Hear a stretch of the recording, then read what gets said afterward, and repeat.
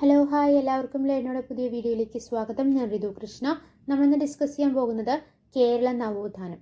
കേരള നവോത്ഥാനത്തിൻ്റെ അവസാനത്തെ ഭാഗത്തിലേക്ക് നമ്മൾ കടക്കാൻ പോകുന്നത് ഭാഗം 1, ഭാഗം 2, ഭാഗം 3 നമ്മൾ ഡിസ്കസ് ചെയ്ത് കഴിഞ്ഞായിരുന്നു.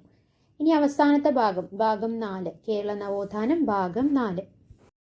അതിലെ ആദ്യ ചോദ്യം ഇതാണ്: മുസ്ലിം ജനവും വിദ്യാഭ്യാസവും എന്ന പുസ്തകം രചിച്ചത്. മുസ്ലിം ജനവും വിദ്യാഭ്യാസവും എന്ന പുസ്തകം രചിച്ചത് ആരാണെന്നാണ് ചോദ്യം. ഓപ്ഷൻസ് നോക്കാം. Option A Kandathil Varghese Mappila, option B Velukutty Arayan, option C Mampuram Thangal, option D Makti Thangal. മുസ്ലിം ജനവും വിദ്യാഭ്യാസവും എന്ന പുസ്തകം രചിച്ചത് ആരാണ്? The right answer is option D Makti Thangal. മുസ്ലിം ജനവും വിദ്യാഭ്യാസവും എന്ന പുസ്തകം രചിച്ചത് മക്തി തങ്ങളാണ്. കേരള മുസ്ലിം നവോത്ഥാനത്തിന്റെ മുൻഗാമി എന്നറിയപ്പെടുന്ന വ്യക്തിയാണ് മക്തി തങ്ങൾ.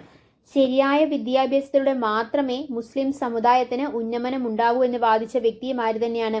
മക്തി തങ്ങൾ തന്നെയാണ്. അപ്പോൾ കേരള മുസ്ലിം നവോത്ഥാനത്തിന്റെ മുൻഗാമി എന്നറിയപ്പെടുന്ന വ്യക്തിയാണ്. മുസ്ലിം സ്ത്രീകളുടെ വിദ്യാഭ്യാസത്തിനായി ആദ്യമായി മുൻകൈ എടുത്ത വ്യക്തിയാണ് അദ്ദേഹം.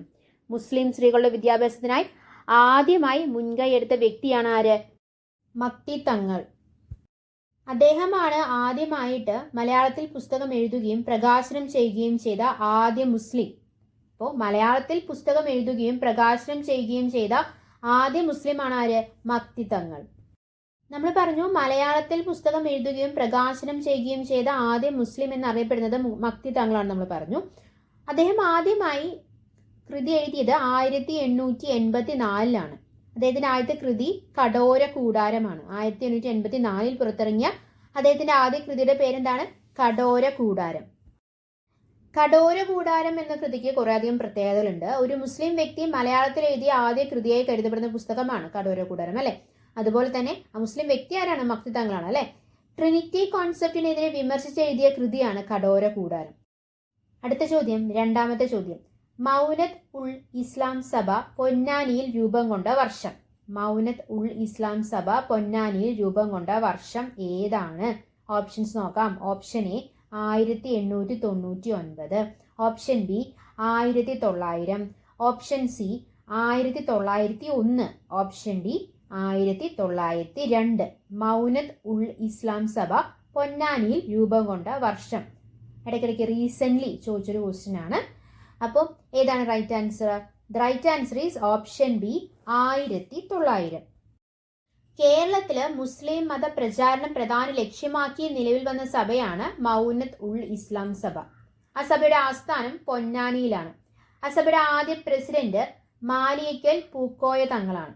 അപ്പോൾ എന്തായിരുന്നു അതിന്റെ ലക്ഷ്യം? എന്തായിരുന്നു? കേരളത്തില് മുസ്ലിം മത പ്രചാരണമായിരുന്നു പ്രധാന ലക്ഷ്യം.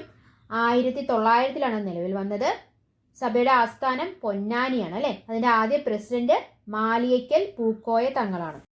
അടുത്ത ചോദ്യം, മൂന്നാമത്തെ ചോദ്യം: കേരളത്തിൽ നിന്ന് നിയമബിരുദം നേടിയ ആദ്യ വനിത ആരാണ്? കേരളത്തിൽ നിന്ന് നിയമബിരുദം നേടിയ ആദ്യ വനിത. ഓപ്ഷൻസ് നോക്കാം. Option A Akkamma Cheriyan, option B Anna Chandy, option C Lalithambika Antharjanam, option D Lakshmi N Menon. കേരളത്തിൽ നിന്ന് നിയമബിരുദം നേടിയ ആദ്യ വനിത ആരാണെന്നാണ് ചോദ്യം. ആരാണ്? The right answer is option B Anna Chandy. കേരളത്തിൽ നിന്ന് നിയമബിരുദം നേടിയ ആദ്യ വനിത ആരാണ്? അന്ന ചാണ്ടിയാണ്. സ്ത്രീകളുടെ സമത്വത്തിന് വേണ്ടി പ്രയത്നിച്ച വനിതയാണ് അന്ന ചാണ്ടി. ഓക്കെ, ഇന്ത്യയിലെ ഒരു ജില്ലാ കോടതിയിൽ ജഡ്ജിയായ ആദ്യ വനിതയും ആര് തന്നെയാണ്? അന്ന ചാണ്ടി തന്നെയാണ്.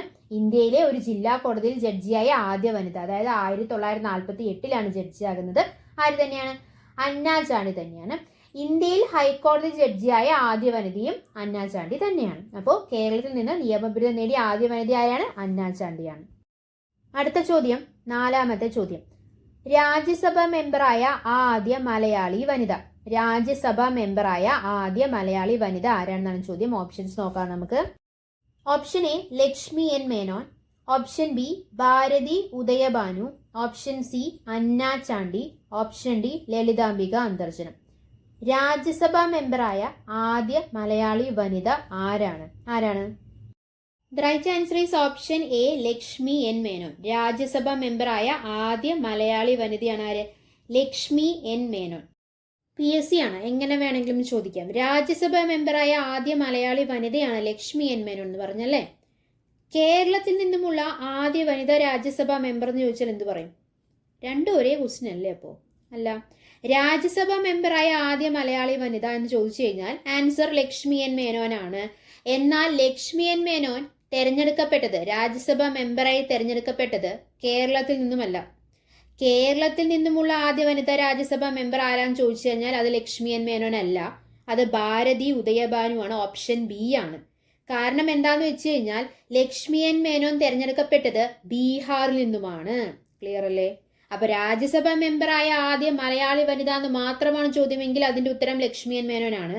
എന്നാൽ കേരളത്തിൽ നിന്നുമുള്ള ആദ്യ വനിതാ രാജ്യസഭാ മെമ്പർ എന്ന് ചോദിച്ചു കഴിഞ്ഞാൽ എന്റെ right answer option B Bharathi Udayabhanu ആണ്. കാരണം എന്താണ്?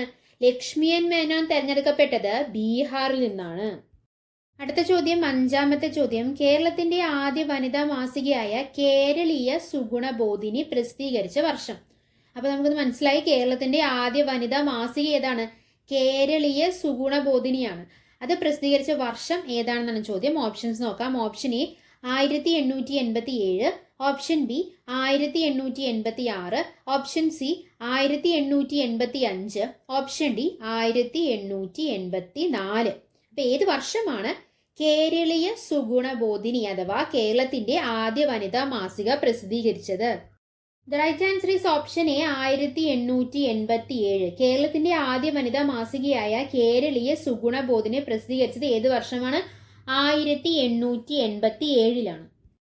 അടുത്ത ചോദ്യം, ആറാമത്തെ ചോദ്യം. മലയാളത്തിലെ ആദ്യ പത്രം ഏതാണ്? മലയാളത്തിലെ ആദ്യ പത്രം.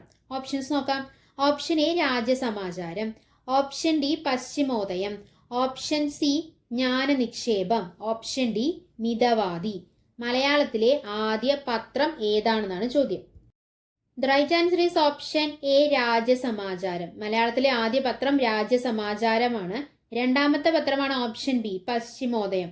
മൂന്നാമത്തെ പത്രമാണ് ഓപ്ഷൻ സി ജ്ഞാനനിക്ഷേപം. അപ്പോൾ മലയാളത്തിലെ ആദ്യ പത്രം രാജ്യസമാചാരം, രണ്ടാമത്തെ പത്രം പശ്ചിമോദയം, മൂന്നാമത്തെ മലയാള പത്രം ജ്ഞാനനിക്ഷേപം. ക്ലിയർ? അടുത്ത ചോദ്യം, ഏഴാമത്തെ ചോദ്യം. SNDPയുടെ ആദ്യ മുഖപത്രം ഏതാണ്?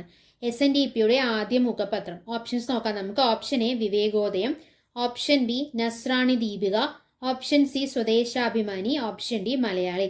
SNDPയുടെ ആദ്യ മുഖപത്രം. Right answer is option A Vivekodayam. അടുത്ത ചോദ്യം, എട്ടാമത്തെ ചോദ്യം.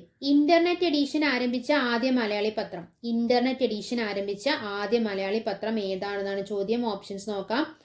Option A Swadeshabhimani, option B Deepika, option C Mithavadi, option D Malayali.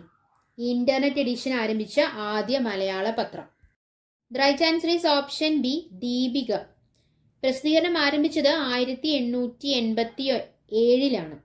1887 നസ്രാണി ദീപിക എന്നായിരുന്നു ആദ്യ പേര്. അപ്പൊ നിലവിൽ പ്രസിദ്ധീകരണം തുടരുന്ന ഏറ്റവും പഴക്കം ചെന്ന മലയാളി പത്രവും ഇത് തന്നെയാണ്, ദീപിക തന്നെയാണ്. അപ്പൊ നസ്രാണി ദീപിക എന്നായിരുന്നു ആദ്യം പേര്. ഇന്റർനെറ്റ് എഡിഷൻ ആരംഭിച്ച ആദ്യ മലയാളി പത്രവും ഏത് തന്നെയാണ്, ദീപിക തന്നെയാണ്. അടുത്ത ചോദ്യം, ഒൻപതാമത്തെ ചോദ്യം. വായന ദിനമായി ആചരിക്കുന്നത്. ഓപ്ഷൻസ് നോക്കാം. PN പണിക്കരുടെ ജന്മദിനം, ഓപ്ഷൻ ബി PN പണിക്കരുടെ ജന്മദിനം, ഓപ്ഷൻ സി കുഞ്ഞുണ്ണി മാഷിന്റെ ജന്മദിനം, ഓപ്ഷൻ ഡി തകഴിയുടെ ചരമദിനം. വായന ദിനമായി ആചരിക്കുന്നത് ആരുടെ ജന്മദിനമാണ് അല്ലെങ്കിൽ ചരമദിനത്തിനാണ് വായന ദിനമായി ആചരിക്കുന്നത്? The right answer is option A PN പണിക്കരുടെ ചരമദിനം. PN പണിക്കരുടെ ചരമദിനത്തിനാണ് വായന ദിനമായി ആചരിക്കുന്നത്. അവസാനത്തെ ചോദ്യം, പത്താമത്തെ ചോദ്യം. റോട്ടറി പ്രിന്റിംഗ് സാങ്കേതിക വിദ്യ ഉപയോഗിച്ച് പ്രസിദ്ധീകരിച്ച ആദ്യ മലയാളി ദിനപത്രം ഏതാണ്? റോട്ടറി പ്രിന്റിംഗ് സാങ്കേതിക വിദ്യ ഉപയോഗിച്ച് പ്രസിദ്ധീകരിച്ച ആദ്യ മലയാള ദിനപത്രം. ഓപ്ഷൻസ് നോക്കാം. Option A Al Islam, option B Deepika, option C Pouradhwani, option D Malayala Rajyam. Rotary printing ഏതാണ് പത്രം? Right answer is option D Malayala Rajyam. Okay, മലയാള രാജ്യം പ്രസിദ്ധീകരണം ആരംഭിച്ച വർഷം 1929 പ്രസിദ്ധീകരണം ആരംഭിച്ചത്. ആരംഭിച്ച സ്ഥലം കൊല്ലമാണ് അല്ലെ. റോട്ടറി പ്രിന്റിംഗ് സാങ്കേതിക വിദ്യ ഉപയോഗിച്ച് പ്രസിദ്ധീകരിച്ച ആദ്യ മലയാള ദിനപത്രമാണ് ഏത്? മലയാള രാജ്യം. ഓക്കെ, അപ്പൊ നമ്മൾ കേരള നവോത്ഥാനത്തിന്റെ ഭാഗം 4 നമ്മൾ ഡിസ്കസ് ചെയ്തത്. ഭാഗം 1, ഭാഗം 2, ഭാഗം 3 നമ്മൾ ഡിസ്കസ് ചെയ്ത് കഴിഞ്ഞായിരുന്നു. ഇത് അവസാനത്തെ ഭാഗമായിരുന്നു. എന്തൊക്കെ കാര്യങ്ങളാണ് നമ്മൾ പറഞ്ഞത്? മലയാളത്തിലെ ആദ്യ പത്രം രാജ്യസമാചാരം, രണ്ടാമത്തെ പത്രം പശ്ചിമോദയം, മൂന്നാമത്തെ പത്രം ഏതാണ്? ജ്ഞാനനിക്ഷേപം അല്ലേ? നമ്മൾ കുറേ കാര്യങ്ങൾ പറഞ്ഞു. എടുത്ത കാര്യങ്ങളെല്ലാം നിങ്ങൾക്ക് വളരെ വ്യക്തമായി മനസ്സിലാകുന്ന പ്രതീക്ഷിക്കുന്നു. മനസ്സിലായിട്ടുണ്ടെങ്കിൽ നമ്മൾ എന്നുള്ള ചാനൽ സബ്സ്ക്രൈബ് ചെയ്യാം, സപ്പോർട്ട് ചെയ്യുക. Thanks for your time. By.